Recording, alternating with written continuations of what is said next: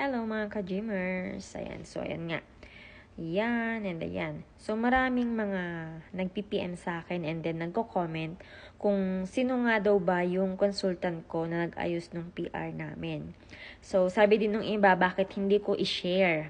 Hindi naman guys sa ayaw kong i-share. Actually, di ba shinare ko na yan dati pa sa inyo kasi sila rin yung nag-ayos nung papel ko bago ako makapunta dito sa Canada. Yan ay yung Kajata.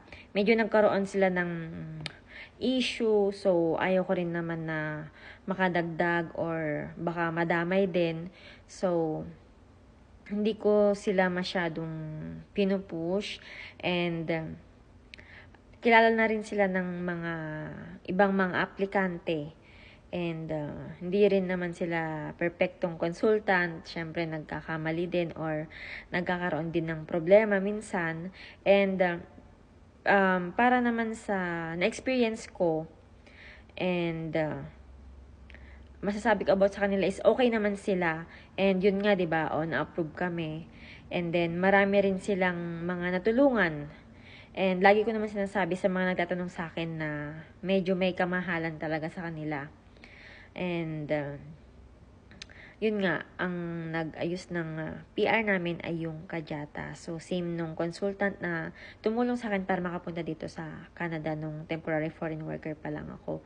And kilala na rin sila ng marami dahil marami na rin silang mga nahawakang mga aplikante dito sa Canada. And tinatanong din nung iba kung pwede pa rin ba mag-apply sa kanila kahit na nasa ibang bansa sila. And ulitin ko po na sa ngayon ay nag-stop sila ng hiring na outside Canada. So, hindi sila tumatanggap ngayon ng mga aplikante na nasa outside Canada. Ang mga pinaprocess lang nila ngayon ay mga nasa loob na ng Canada and yung mga nagpapaprocess ng PR. Ayan.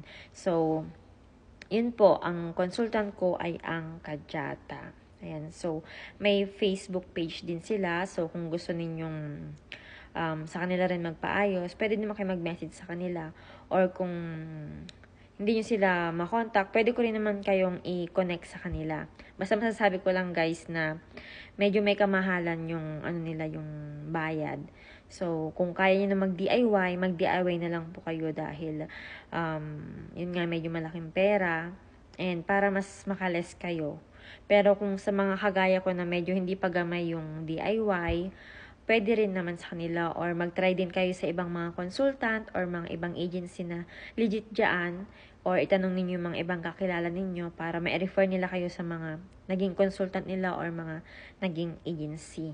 So, yun, ulitin ko, ang tumulong sa amin para makapag-process ng PR ay ang Kajata. Yun lang po.